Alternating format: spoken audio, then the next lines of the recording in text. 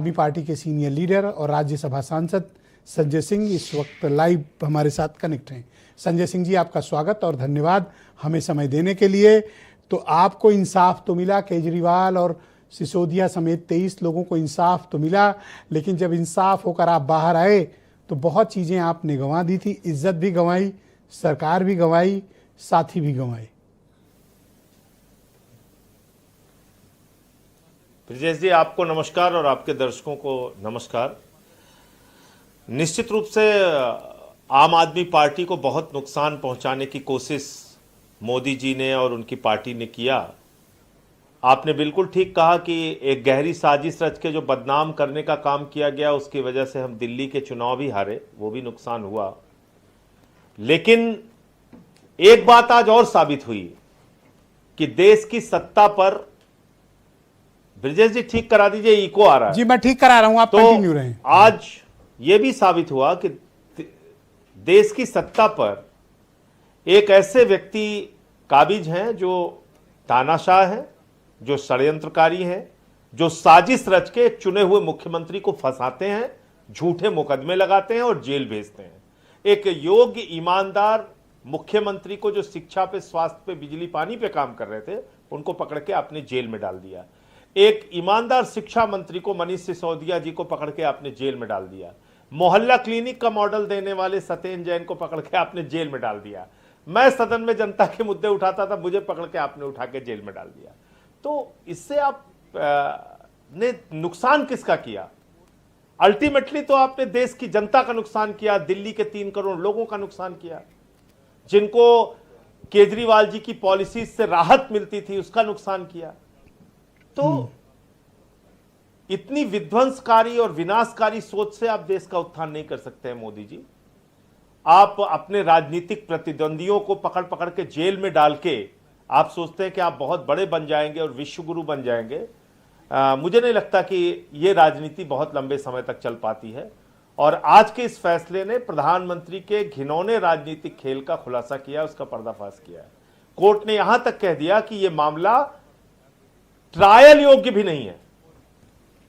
ये लाखों केस में एकाध केस में होता है ब्रिजेश जी, बहुत कि चार्ज फ्रेम करने की स्टेज पे ही बरी कर दिया कि चार्ज फ्रेम करने योग्य नहीं है ये केस।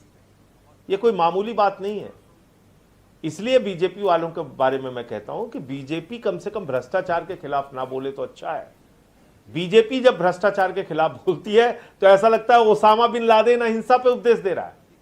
पूरे देश के जितने बड़े बड़े भ्रष्टाचारी हैं वो सब आज बीजेपी के साथ हैं। हेमंत विश्व शर्मा है, मुकुल राय हैं, शुभेंदु अधिकारी हैं, नारायण राणे हैं, येदुरप्पा हैं, शिवराज सिंह चौहान है, जिनके ऊपर बड़े बड़े भ्रष्टाचार के मामले लगे, वो आज प्रधानमंत्री के साथ है। प्रधानमंत्री को अच्छा, बीजेपी ने इस पूरे मामले पे डिफेंस में एक तथ्य सामने रखा है कि साहब सैकड़ों सिम कार्ड आप लोगों ने तोड़कर फेंक दिए, सबूत नष्ट हो गए। सीबीआई क्या करती बेचारी, नहीं जुटा पाई प्रमाण, क्योंकि आपने सिम तोड़ के फेंक दिए।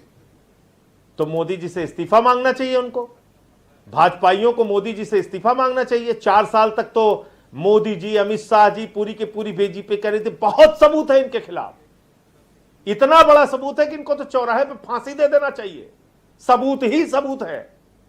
अब आज कोर्ट का फैसला आ गया तो सबूत से छेड़छाड़ हो गई। केजरीवाल जी प्रधानमंत्री हैं देश के, ये सारी एजेंसियां हमारे अधीन काम करती हैं। प्रधानमंत्री से इस्तीफा मांगिए, 4 साल में उनकी एजेंसी कोई सबूत नहीं इकट्ठा कर पाई हमारे खिलाफ, कोई सबूत नहीं इकट्ठा कर पाई। जो झूठे सबूत बनाए थे उन्होंने। अब देखो, आपने दिल्ली की अपनी राज्य की सरकार गंवा दी, इंक्वायरी चली गई आपकी, आप दिल्ली का नगर निगम गंवा दिए, यहां तक कह दिया दिल्ली का नगर निगम आपके हाथ से चला गया, सरकार चली गई, 7 लोकसभा की सीट हार गए, आपके तमाम साथी आपको छोड़ के चले गए। इस घोटाले ने आपको बर्बादी की कगार पर दिल्ली में खड़ा कर दिया। मैं तो स्वीकार कर रहा हूं, मैं कहां मना कर रहा हूं, मैं कहां मना कर रहा हूं। लेकिन क्या आपने इससे दिल्ली के लोगों का भला किया? आपने दिल्ली में साजिश करके हमको हरा दिया, बदनाम करके, झूठे मुकदमे और झूठे बातें प्रचारित करके। लेकिन क्या आपने दिल्ली के लोगों का भला किया, यहां घंटों बिजली की कटौती होने लगी, लोग भूल गए थे बिजली कटौती क्या होती है। यहाँ 80% पर आप लोग तो संजय जी बड़े एक्स्ट्रा होशियार लोग थे, मार के लोग निकाले जाते आपके साथ इतना बड़ा कांड कैसे कर दिया बीजेपी ने? आप तो एक्स्ट्रा होशियार लोग हैं, आप तो दूसरों के साथ बड़े बड़े कांड किए हैं, आपके साथ कांड हो जाएगा आपने कभी उम्मीद नहीं की होगी। हम लोग गुंडे नहीं हैं, हम लोग तानाशाह नहीं हैं, इसलिए कर दिया इन्होंने।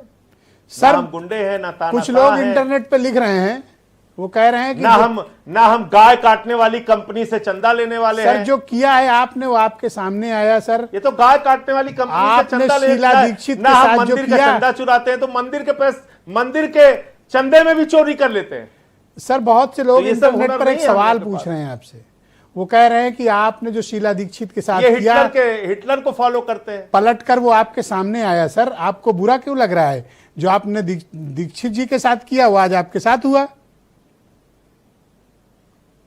तो हम तो हमें बुरा लगने क्या सवाल, हम तो लड़ रहे हैं इनसे, पहले भी लड़ रहे थे, आज भी लड़ रहे हैं, आगे भी लड़ेंगे। जो आपने शीला दीक्षित के साथ किया वही आपके साथ हुआ। मैंने सदन में भी कही है कि वक्त बदलेगा, वक्त बदलेगा, और जब वक्त बदलेगा तो जितने बेईमान हैं, जितने भ्रष्टाचारी हैं और जितने ये लोग हैं जो आज झूठे मुकदमे बना रहे हैं, कठपुतली की तरह नाच रहे हैं, एप्स्टीन फाइल के नाम पे नरेंद्र मोदी जी नाचते हैं जी, और जो अधिकारी उनके नहीं वक्त बदलेगा से आप सबका क्या मतलब है? सवेर वक्त बदलेगा से आपका क्या मतलब है?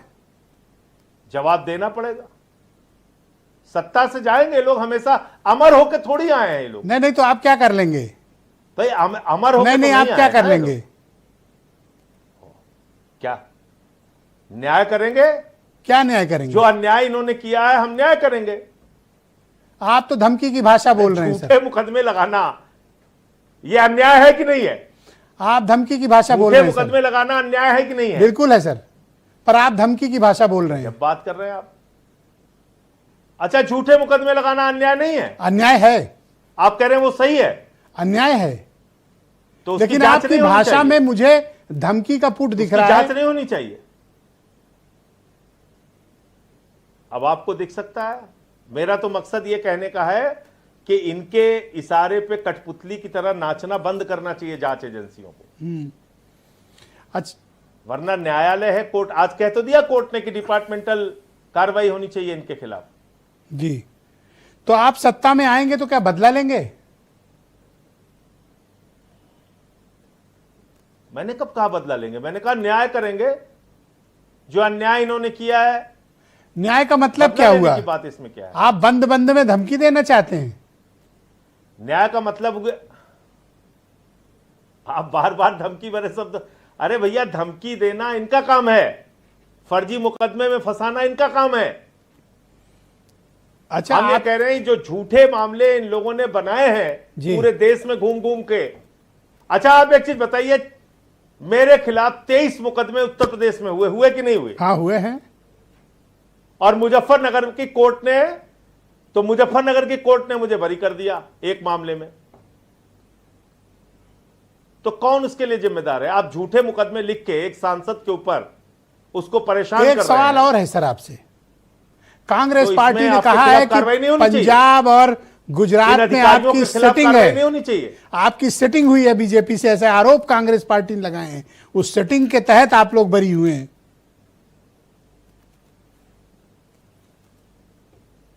और अभी जो नेशनल हेराल्ड में फैसला आया है उसमें कांग्रेस वालों ने बीजेपी सेटिंग की है।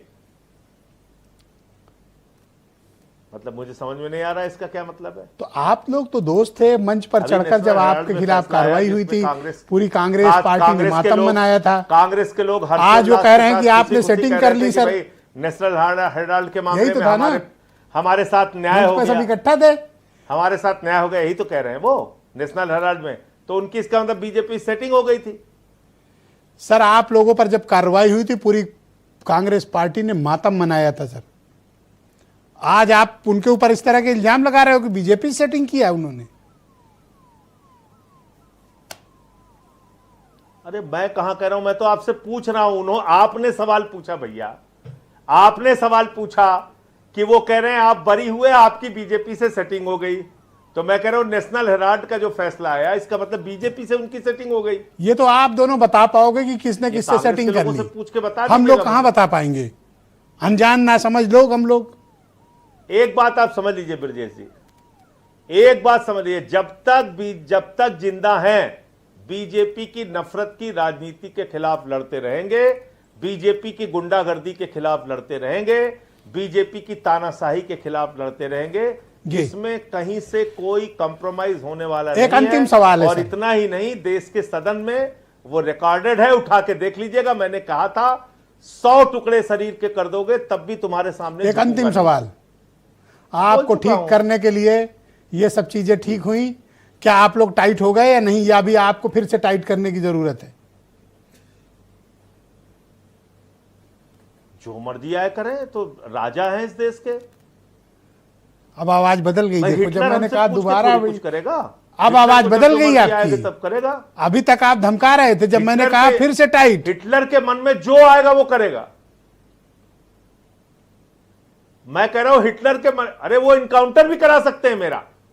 अब ये सब ना कहो, ऐसा नहीं। इसके लिए धन्यवाद। यार मेंबर आप पार्लियामेंट, फर्जी इनकाउंटर भी करवा सकते हैं। मेंबर आप पार्लियामेंट हैं, आप ऐसे बात क्यों कर रहे हैं? अरे छोड़िए ब्रजेश जी, 23 मुकदमा एक एक दिन में लिखवाया हूं, इसको ये मानते हैं मेंबर ऑफ पार्लियामेंट? पासपोर्ट मेरा जब्त करके रखा हुआ है, देश के सर्वोच्च सदन का सदस्य हूं मैं। अब आपकी पार्टी का नेक्स्ट मूव क्या है, क्योंकि जो इमेज आपकी खराब हुई, नुकसान हुआ राजनीतिक रूप से, छवि के रूप में, इसकी भरपाई कैसे करेंगे आप लोग? देखिए, बहुत कष्ट झेला, हमारे परिवारों ने कष्ट झेला, हमारे समर्थकों ने कष्ट झेला, उनको मारा गया, पीटा गया, घसीटा गया, सर फोड़े गए उनके, बहुत तकलीफें झेली हमारे कार्यकर्ताओं ने, और लोगों के बीच में हमको बदनाम किया गया। एक ईमानदार छवि के नेता की जो सबसे बड़ी पूंजी केजरीवाल जी की थी, उसको चोट पहुंचाने की कोशिश की गई। लेकिन आज इस फैसले से एक बड़ी राहत हम लोगों को मिली है, तो आगे इसके ऊपर रणनीति बना के काम करें। थैंक यू सर, बहुत शुक्रिया। संजय जी, मैं आपका बहुत आभार प्रकट करता हूं कि आप बहुत व्यस्त थे और आपकी अपनी व्यस्तता के बावजूद आपने